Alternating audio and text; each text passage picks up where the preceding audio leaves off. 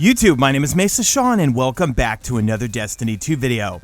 Alright folks, Happy New Year, back to making content, even though we are in a total dry spell right now, but it is the beginning of the year, and I believe Bungie comes back from vacation this week, so hopefully more things will kick off this week. I am betting that the Hawk Moon random roll quests will kick off tomorrow at reset, so make sure you tune into my stream. I stream live right here on YouTube every single Tuesday.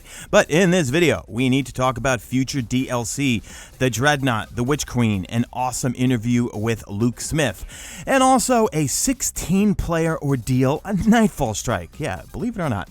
Anyway, let's get right into it, but real quick guys, a word from today's video's sponsor. This video is brought to you by Rageshot Legends, the epic hero collecting turn-based dark fantasy role-playing mobile game that is absolutely free. Amazing graphics, simply collect your heroes, build them up, and take them into battle. And one of the coolest things is that, well, besides playing on mobile, you could also play it on your PC. Do you like badass champions? Do you like tough bosses? Do you like playing a game with millions of players, years of content, and regular updates? Well, Rageshot Legends is your game. What I like about this game is that it's free, it's fun, and it's addictive. There's plenty to do, and you will not be bored. There are millions of players every month, over 100,000 people in their Discord, thousands of videos every week on YouTube if you need a guide or anything, and 40,000 members over on Reddit. It's one of the biggest communities and most helpful communities I've ever seen. I personally kind of like the PvP the most, and also the dungeons, and you got to play the campaign. Play the campaign first. That's definitely the first thing on your to-do list because it's a lot of fun. This month, they released their biggest update ever, the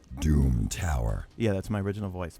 It's a giant tower with 120 floors, a bunch of secret challenge rooms, and 12 seriously badass bosses to take on. And to go along with that, well, they're releasing 14 awesome new champions just in time for the holidays. Make sure you use my link in the description right now, because if you do, you're going to get your free Void champion, the Bulwark, 50 gems, and an XP booster, some energy refills, and even an ancient shard as soon as you get in-game. This is available only for the next 30 days if you use my special link in the description, okay guys? And where I'm pointing my finger right now, that's where you're going to find all of your new treasure just from using my link. And there's going to be a host of holiday events and tournaments, so you want to get the game now, it's a perfect time to get in, okay?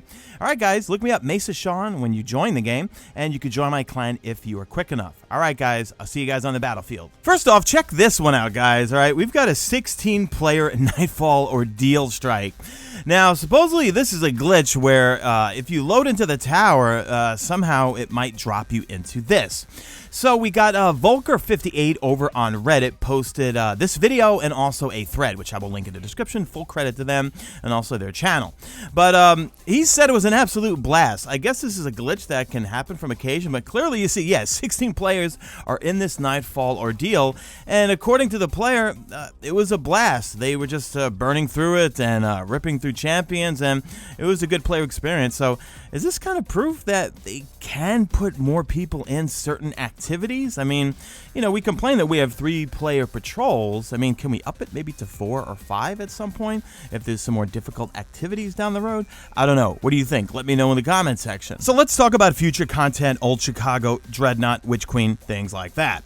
So the pitchforks got out over on Twitter when this was tweeted out by the Destiny blog. The Witch Queen, set to release later this year, is beginning to look like one last make-or-break moment for Destiny 2, with many fans declaring they're fed up with Bungie's recent choices. But do you think they can deliver? Well, frankly, I've been hearing that quote since September of, let's see, 2014, all right?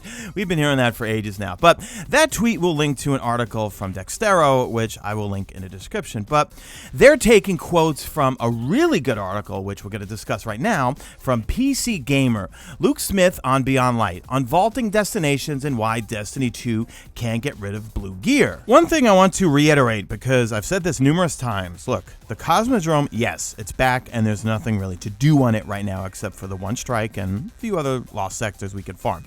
Guarantee you, calling it right now, there will be some sort of season coming in year 4 that will revolve around the Cosmodrome. I personally believe that it's not just here for new light players and for nostalgia. Let me know what you think in the comment section once again. So let's go through the meat and potatoes of this article. It's a little lengthy, but I will link it in the description here, but let's just cut to the chase here. PC Gamer kicks it off with, he smooths expectations for when the darkness will actually start making themselves be seen, and sounds like it might be a while, and what unvaulting older content really means. Don't expect IO Mars and all that to come back anytime soon, and we'll see in a minute here that he does reference that initial GDC, I think it was 2013, where we did see the 5th enemy race. So, well, or we saw a concept drawing of them. So we will see them eventually. So one of the interesting questions was, are you confident of landing the arrival of the darkness in Beyond Light? Is it going to feel like a blowout? Because otherwise, aren't we just fighting the same enemies wearing different outfits? This came out, I think, on the eve of Beyond Light's release. Luke says, I'm confident in where we're going. One of the challenges is always going to be the expectations of people rifling through old images from a GDC talk 7 years ago or whatever, where it's like, look at the pyramids and that's the enemy race, it says on the slide, race 5. Expectations from a Fantasyland presentation before the game came out are always going to be difficult to compete with, and it's a slow roll with the pyramids, darkness, and the villains of Destiny, but we are rolling forward towards it. Now, we've got some really interesting quotes here from Luke Smith. Check this one out here. Each expansion is going to include a brand new destination, so the Witch Queen is not, repeat, not going to unvault one. Now, let me stop here real quick. A lot of people were thinking, including myself, that we would be going back to the Dreadnought, but kind of makes sense to not bring it back because, well, we want to get a brand new destination. However, that does tie into an article from Paul Tassi that he thinks that we'll be getting Old Chicago, because we've been seeing concept art for Old Chicago for a very, very long time, so it could be a possibility that instead of the Dreadnought, we're going to get Old Chicago come later this year. Luke Smith continues, but destinations are part of the world and the ongoing story of Destiny, so I don't think bringing them back unchanged would be the right thing. For a destination to be unvaulted, it has to be updated to the latest context for the universe. So even with the Cosmodrome, we updated a bunch of it to the latest context, and we're repackaging and remastering the Destiny 1 strike, formerly known as Omnigul Strike, or the Will of Crota, and modernizing it a little bit while preserving its feel. So again, I'm calling it right now, guys. There's going to be a season revolving around the Cosmodrome, and it's going to reflect what's going on in the storyline in year 4. But Luke also gives more context about that. Well, it's not really just about strikes. So he says, but even then, I put strikes in a different category to the destinations. The destinations are part of the ongoing narrative of Destiny, and strikes are more of game element, if you will, he says. Bringing back a really popular Destiny 1 strike is about putting an awesome, fun, replayable thing back in the game. Bringing back a destination is about looking at its context in the Destiny 2 storylines. Hence, once again, I think the Cosmodrome will have its own season. When Luke gets the question regarding blue gear really having no point in the game except for the first couple of days, and we're just constantly dismantling them, well, he does have some interesting thoughts on these things, and possibly, who knows, down the road we might get a change in them or how they work, from going from green to blue to purple to exotic. And he says, I have a big list of ongoing concerns with Destiny that we may or may not address in Destiny 2, and the gear on the color spectrum is one of them. But we are in year 6 of Destiny, so when I think about problems with blue gear, they're really hard because changing them in some meaningful way is going to be very difficult or upsetting, and there's a chance that we just won't get it right. So you're used to only legendaries. Are you okay with the idea of not using them? Well, I am, because I get legendaries all the time that I don't use and I just break them down. And he says, we're talking about serving you vegetables and our players are used to eating dessert. Vegetables are really important for health, but they're not always super fun to eat, so it's finding a line there. This is one of our challenges with Destiny, trying to find the line between what's good, sustainable design and the stuff that our players are going to love. There's some other nuggets in the article, but I will link it in the description. I don't want to keep this video too long. I just want to sign off with talking about the Dawning real quick, and I gotta be frank, I really didn't play it that much at all. I just got a few good rolls on the fusion rifle, a good roll on the machine gun, also on the submachine gun with Dragonfly, although Dylan did say that there is a glitch and that Dragonfly should not be dropping on it, so I'm hoping they don't remove it, but we'll have to see. But other than that, I just think, frankly, they should have brought SRL back. If you've never played Destiny 1, we had Sparrow Racing, and A lot of people either liked it and a lot of people didn't like it. I personally thought it was a fun addition to the player experience for the Dawning. It was different, it was new, it was fun, and I liked it.